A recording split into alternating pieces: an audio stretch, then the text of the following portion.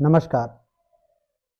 भारत के पूर्व प्रधानमंत्री डॉक्टर मनमोहन सिंह अब हमारे बीच नहीं रहे। उनके लिए पूरे देश भर से इंटरनेट पर श्रद्धांजलियां उमड़ रही हैं। लोग तरह तरह से उनको याद कर रहे हैं। भारत के 13वें प्रधानमंत्री के रूप में डॉक्टर मनमोहन सिंह ने उल्लेखनीय काम किया।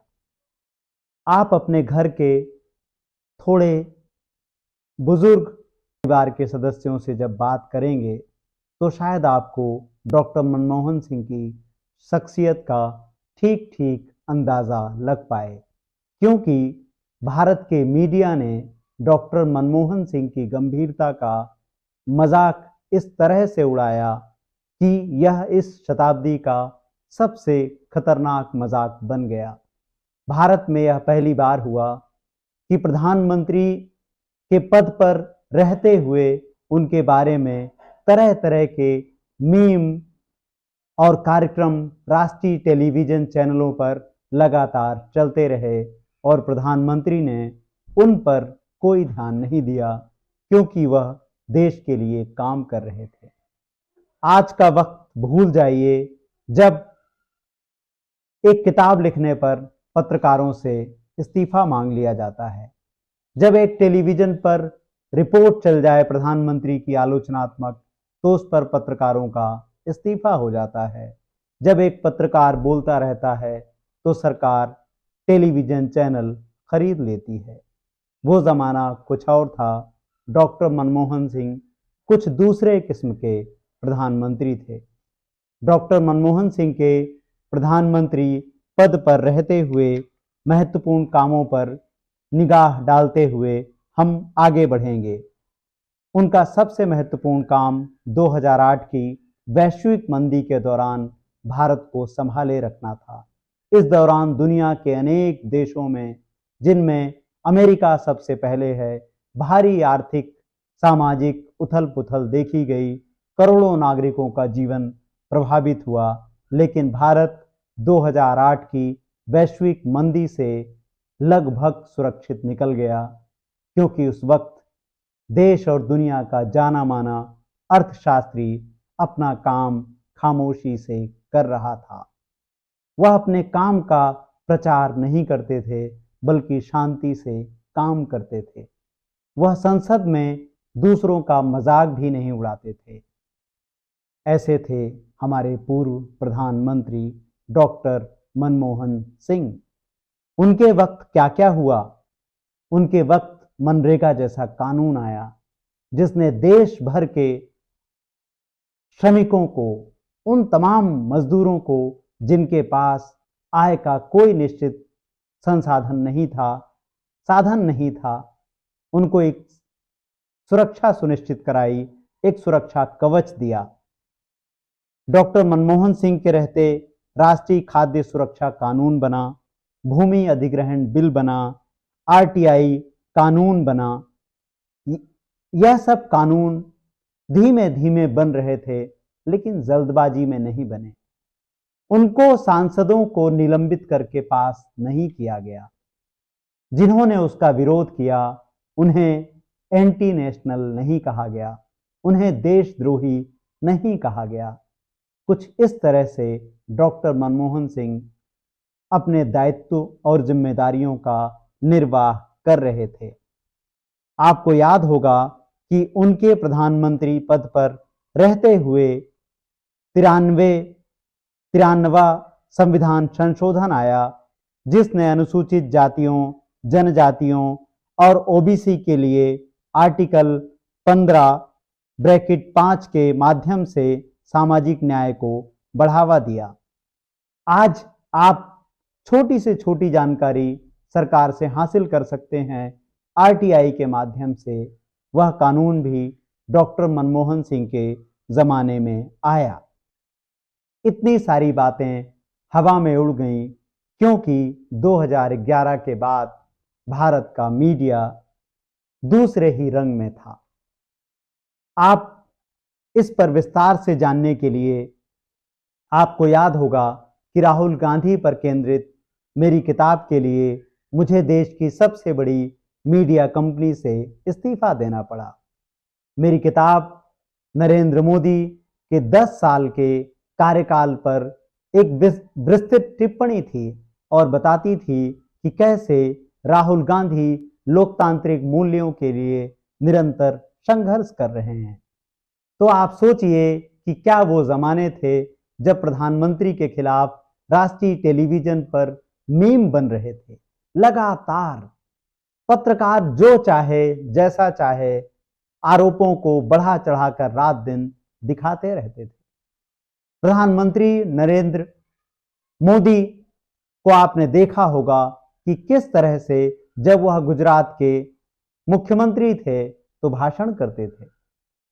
दिल्ली के पूर्व मुख्यमंत्री अरविंद केजरीवाल लगातार मनमोहन सिंह पर टिप्पणियां करते थे। इनमें से अनेक टिप्पणियां असंसदीय हैं, तथ्यहीन हैं, उनका कोई आधार नहीं है। बाद में कुछ टिप्पणियों के लिए केजरीवाल ने माफी भी मांगी। आज आपने देखा होगा किस तरह से प्रधानमंत्री नरेंद्र मोदी और दिल्ली के अरविंद केजरीवाल डॉक्टर मनमोहन सिंह के लिए लंबी लंबी श्रद्धांजलियां लिख रहे हैं। लेकिन क्या आपको लगता है कि इन श्रद्धांजलियों का कोई अर्थ है? जबकि मोदी और केजरीवाल दोनों ने ही डॉक्टर मनमोहन सिंह के जीवित रहते सत्ता के लिए सारी मर्यादाएं तार तार कर दी थी। उनकी टिप्पणियां आपको याद दिलाते चलें प्रधानमंत्री नरेंद्र मोदी का संसद में दिया गया वह भाषण जिसमें वह रेनकोट पहनकर बाथरूम में नहाने की बात कर रहे हैं। किसी भी प्रधानमंत्री द्वारा संसद में दिया गया एक ऐसा भाषण है जिसे आप लोकतांत्रिक मर्यादाओं का जिक्र करते हुए कहीं बता नहीं सकते, दिखा नहीं सकते। एक पूर्व प्रधानमंत्री पर देश का प्रधानमंत्री इस तरह से टिप्पणी कर रहे हैं। आप समझ सकते हैं कि किस तरह से लोकतांत्रिक मर्यादाएं तार तार होती रहीं, लेकिन डॉक्टर मनमोहन सिंह ने ऐसा कभी नहीं किया। उन्होंने हमेशा सधे हुए शब्दों का इस्तेमाल किया, राजनीतिक गरिमा को याद रखा। तो क्या है डॉक्टर मनमोहन सिंह की विरासत? डॉक्टर मनमोहन सिंह की विरासत है गंभीरता, विद्वत्ता, उनके भाषण, उनका लेखन, अर्थशास्त्र पर उनकी पकड़, यह सब गंभीर काम थे। यह सब वैसे काम नहीं है जैसे हमने बीते 10 सालों में देखे। कैसे प्रधानमंत्री नरेंद्र मोदी 10 साल से कोई प्रेस कॉन्फ्रेंस नहीं कर रहे। आपको याद दिला देना जरूरी है कि डॉक्टर मनमोहन सिंह ने प्रधानमंत्री रहते हुए 117 प्रेस कॉन्फ्रेंस की थी। वह अपने साथ पत्रकारों को विदेश के दौरे पर भी ले जाते थे और आते जाते समय दोनों समय प्रधानमंत्री उनसे बात करते थे और वह सभी प्रोग्राम, कार्यक्रम, प्रेस वार्ता आप टेलीविजन पर देखते थे। यही तो लोकतंत्र था, यही तो मीडिया की आज़ादी थी। यह बात और है कि मीडिया ने उस आज़ादी का इस्तेमाल डॉक्टर मनमोहन सिंह का और लोकतंत्र का मजाक बनाने के लिए किया। लेकिन क्या है, आपको याद है कि प्रधानमंत्री के रूप में जब वह अपने दायित्व का निर्वाह कर रहे थे तो क्या इस तरह पत्रकारों को नौकरियों से निकाला गया था? जैसे आज प्रधानमंत्री नरेंद्र मोदी पर कोई भी पत्रकार जो मीडिया कंपनी में काम कर रहा है एक भी आलोचना नहीं कर सकता। आप किसी एक पत्रकार का अगर हमें आप नाम बताएं, अगर आप किसी ऐसे पत्रकार का नाम सोचना चाहें तो आपको बहुत वक्त लगेगा और आखिरी में नतीजा शून्य ही निकलेगा। भारत में इस वक्त कोई एक पत्रकार नहीं है जो मीडिया कंपनी में नौकरी कर रहा हो और ऐसा सवाल पूछे जो प्रधानमंत्री नरेंद्र मोदी को चुभता हो। पूरा का पूरा मीडिया गोदी मीडिया में तब्दील हो गया है। इसीलिए आज के अखबारों का मीडिया कवरेज, अगर आप देखेंगे अखबार तो उनमें कुछ भी उल्लेखनीय नहीं है। लेकिन आपको आज का टेलीग्राफ का पहला पेज देखना चाहिए, जो आपकी स्क्रीन पर आ रहा होगा। इसमें आप देख सकते हैं कि किस तरह से प्रधानमंत्री के रूप में डॉक्टर मनमोहन सिंह का एक कैनवास खींचने की कोशिश की गई है।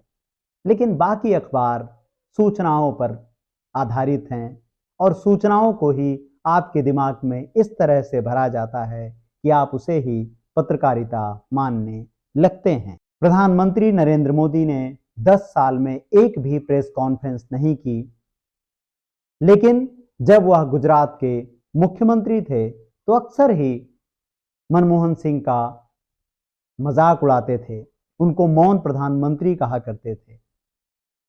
उनको क्या क्या नहीं कहा गया, उन सारे बयानों का जिक्र करना आज अपमानजनक लगता है। लेकिन जरा कभी सोच कर देखिएगा कि देश में किस तरह से गंभीरता का मजाक बनाया गया और इस गंभीरता को मजाक बनाकर लोकतंत्र की एक ऐसी तस्वीर पेश की गई जिसमें गंभीरता के लिए कोई जगह नहीं बची। आज मीडिया कहां है? आज का मीडिया एक सवाल नहीं पूछता। जब मीडिया कमजोर हो गया तो लोकतंत्र कैसे बचेगा? आज लोकतंत्र में हम देखते हैं कि जज से लेकर पत्रकार तक सब केवल एक ही सुर में बोलते हैं। DY चंद्रचूड़ हों या इलाहाबाद हाई कोर्ट के जज शेखर यादव हों, आप देख रहे होंगे किस तरह से संवैधानिक मर्यादाओं को तार तार कर रहे हैं। आपने देखी होगी वह तस्वीरें कि कैसे प्रधानमंत्री नरेंद्र मोदी का स्वागत अपने घर पर DY चंद्रचूड़ ने किया था। डॉक्टर मनमोहन सिंह ने अपने कार्यकाल में लोकतंत्र को हमेशा संवैधानिक मर्यादा के साथ रखा। उनका एक भी भाषण नहीं है, कहीं पर भी पार्टी के कार्यकर्ताओं को संबोधित करते हुए, विदेश में बोलते हुए, देश में बोलते हुए, वह हमेशा ही संवैधानिक मर्यादा से बंधे हुए नजर आएंगे। आज उनके नहीं रहने पर सभी लोग उनकी कमी महसूस कर रहे हैं, लेकिन अच्छा होता कि उनके रहने पर भारत की जनता को यह एहसास हुआ होता कि वह क्या काम कर गए थे और उनके बाद किस तरह का समाज आज हमारे बीच बचा है। कांग्रेस संसदीय दल की नेता और पूर्व अध्यक्ष सोनिया गांधी ने अपने शोक संदेश में लिखा है, मेरे लिए डॉक्टर मनमोहन सिंह का निधन व्यक्तिगत क्षति है। वह मेरे मित्र, दार्शनिक और मार्गदर्शक थे। अपने व्यवहार में वह बहुत सौम्य लेकिन अपने विश्वास में बहुत दृढ़ थे। सामाजिक न्याय, धर्मनिरपेक्षता और लोकतांत्रिक मूल्यों के प्रति उनकी प्रतिबद्धता गहरी और अटूट थी।